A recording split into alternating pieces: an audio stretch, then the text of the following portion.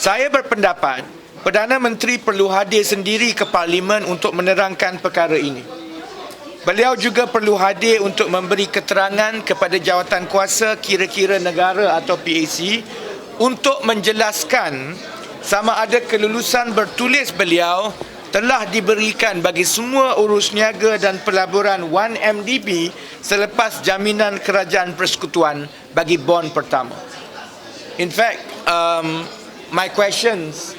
in the next parliamentary sessions will focus on this to find out whether or not 1MDB board and 1MDB management obtain the express written approval of the Prime Minister for the subsequent loans and bonds and transactions taken after the first bonds. Saya juga menyeru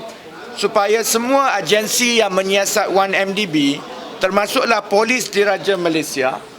Suruhanjaya Pencegahan Rasuah Malaysia dan Ketua Audit Negara untuk membuka kertas siasatan terhadap Perdana Menteri. Previously, the Prime Minister can give all sorts of excuses that he was not involved and this is basically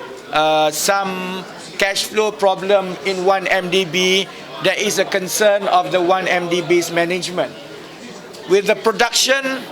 and revelation of Artikel 117, it means that the Prime Minister is directly involved or in the knowledge of most, if not all, of the important transactions involving 1MDB that are now the subject of joint investigation of the 1MDB task force involving PDRM, SPRM and also AG among others. Therefore,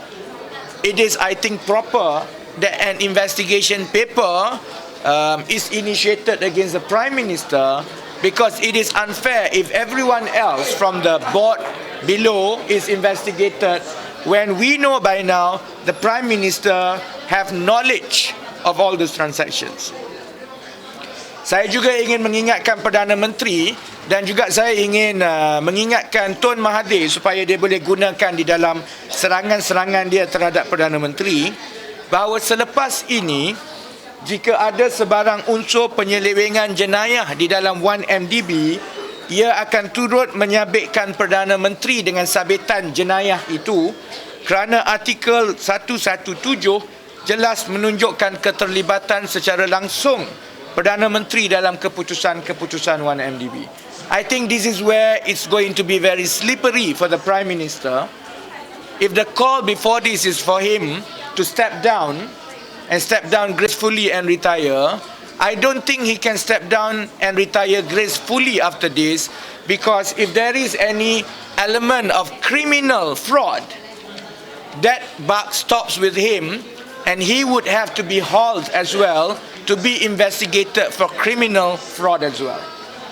So the stake is much higher for Datuk Seri Najib now, because it is no longer a question of political jostling in UMNO, it is a question of criminal investigation against him.